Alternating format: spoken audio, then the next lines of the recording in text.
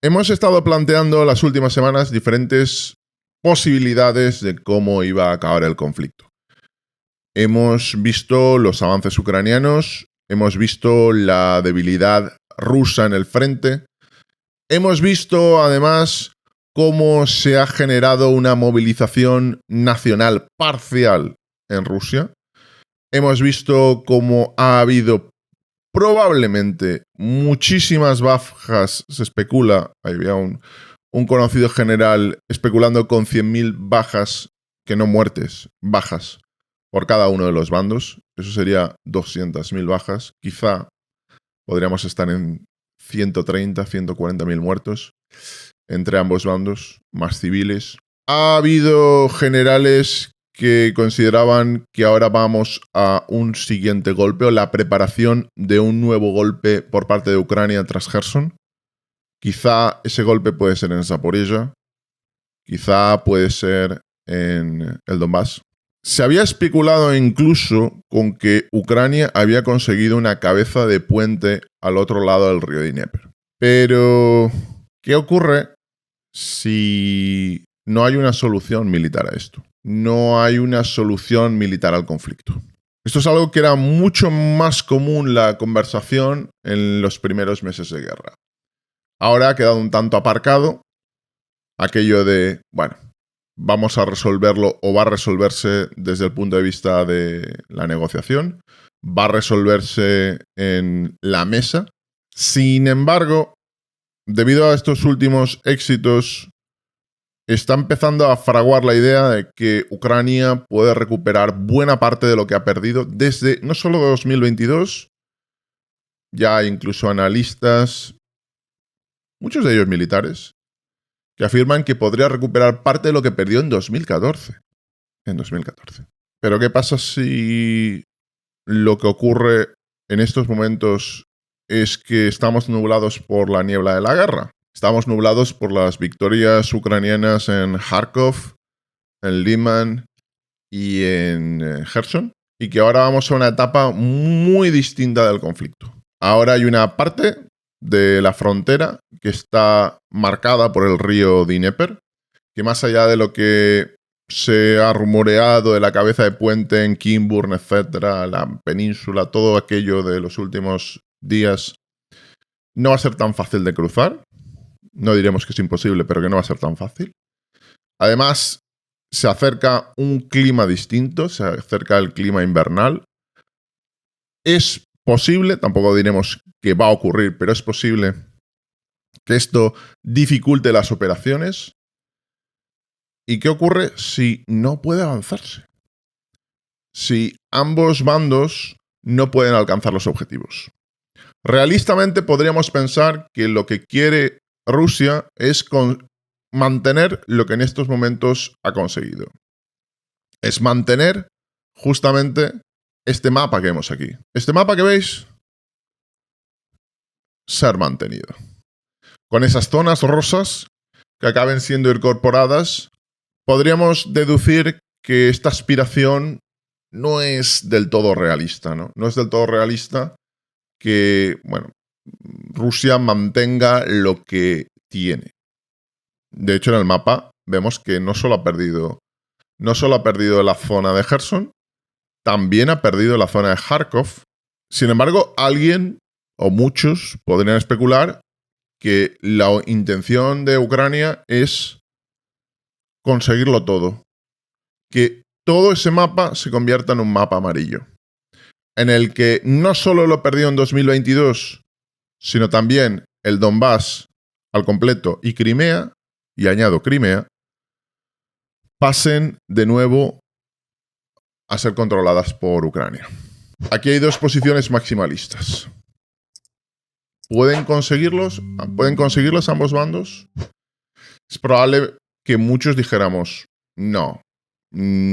Probablemente Rusia no va a mantener todo lo que domina en estos momentos y Ucrania no va a recuperarlo todo tampoco.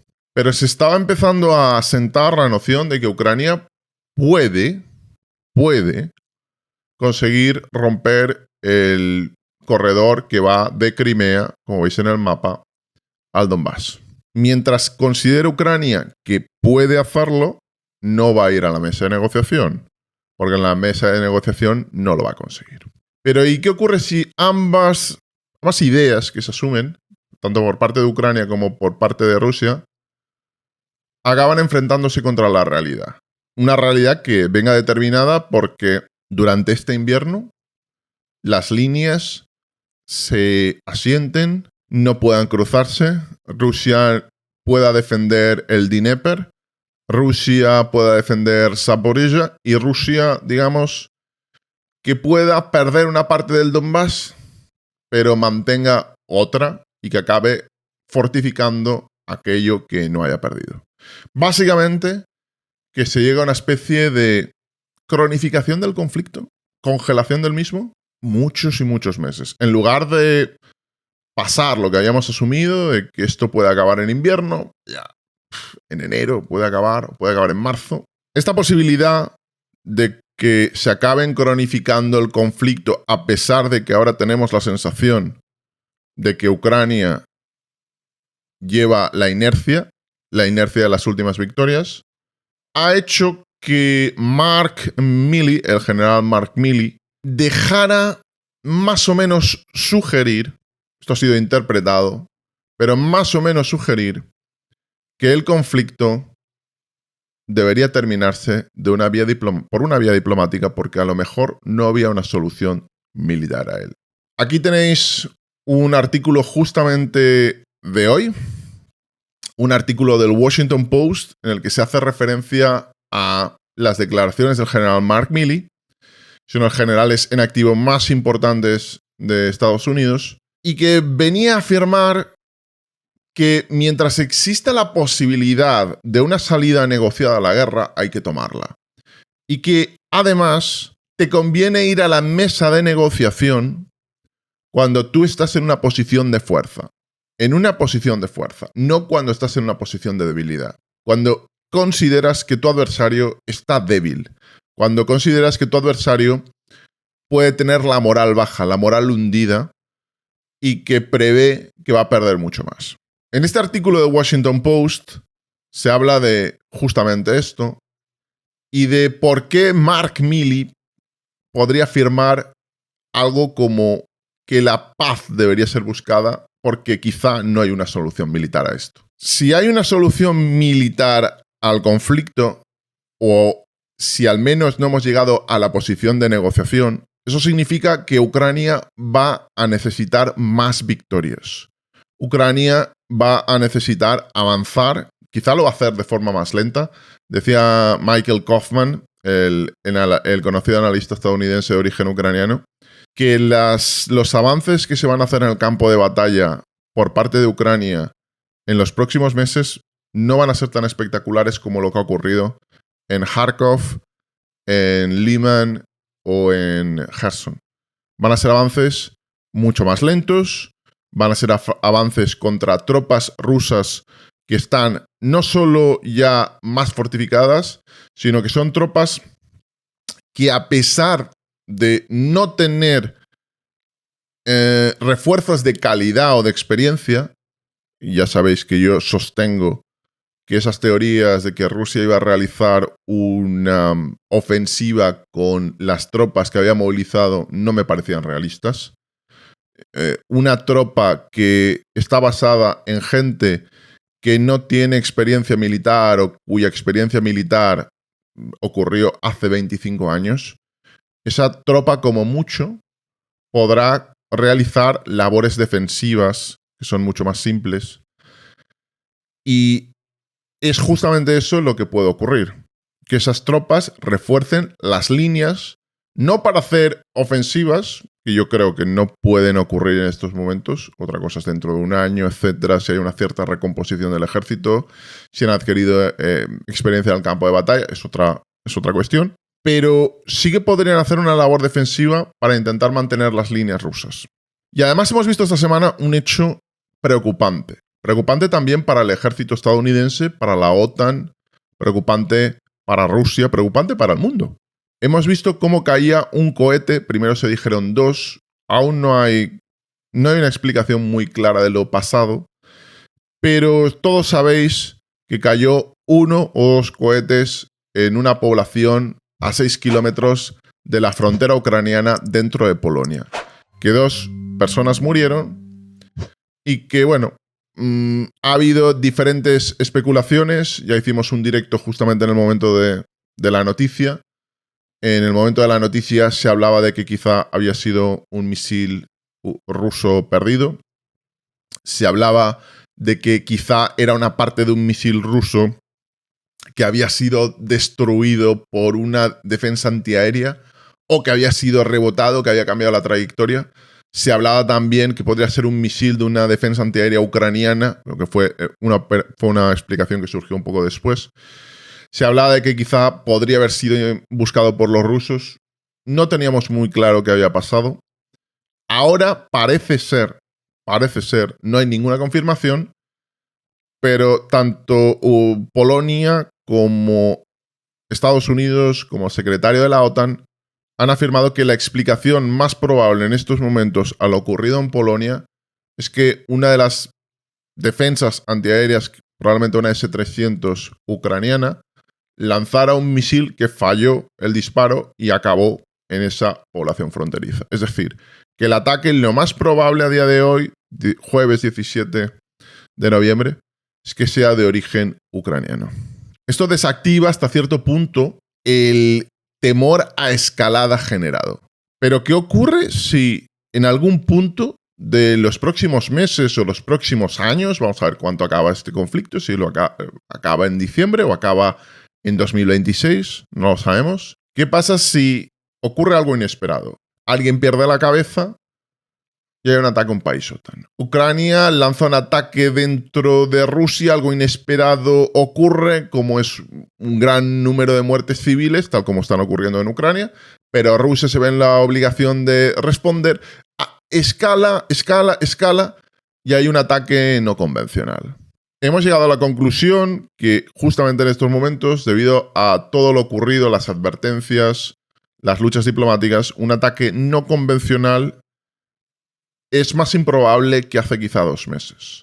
Porque más o menos en estos momentos sabemos que las cosas no van como se esperaban y que un ataque militar con armas no convencionales tampoco tendría una ventaja comparativa específica en el campo de batalla. Pero todo eso es incertidumbre. Puede ocurrir que nos llevemos una sorpresa. Cuanto más se alargue este conflicto, quizá más cosas extrañas pueden pasar. Entonces, volviendo al principio. ¿Puede ser que al final esto tenga que acabar en la mesa de negociación y que ambos países tengan que firmar un acuerdo que no quieren?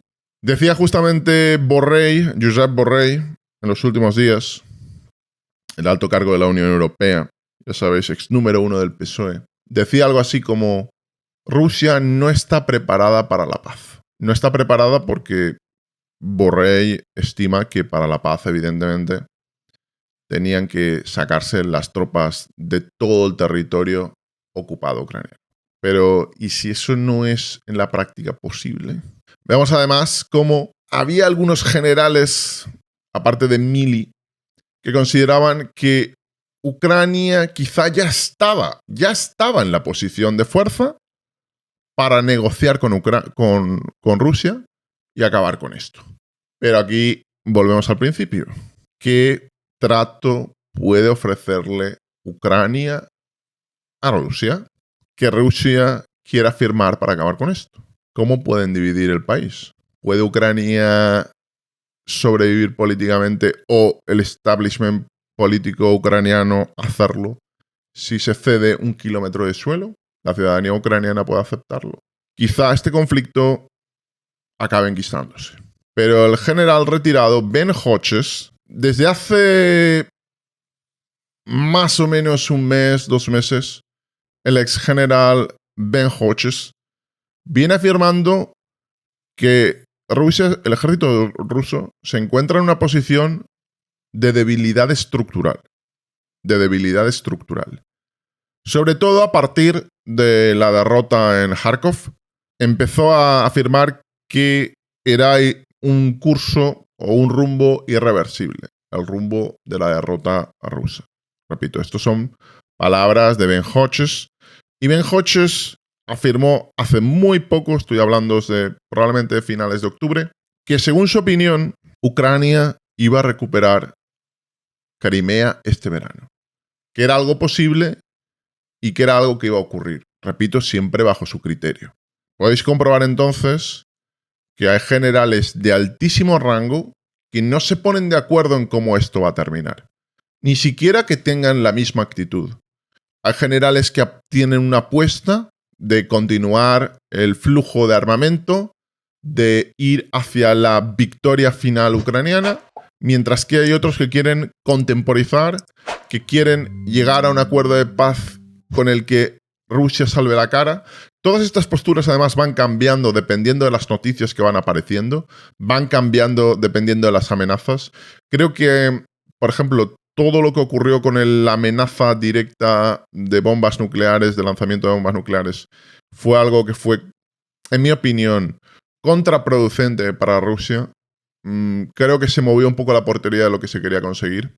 Como podéis ver, las posiciones son distintas. Lo que pueda decir Mark Milley, lo que pueda decir Ben Hodges, lo que pueda decir... Bueno, hay posicionamientos de todo tipo. Está, por ejemplo, también el ex director de la CIA, el ex general de 4 estrellas, David Petraeus, que afirma algo equivalente a este conflicto va a extenderse muchísimo más de lo que pensamos. Y este conflicto, Ucrania tiene una posición de ventaja en estos momentos.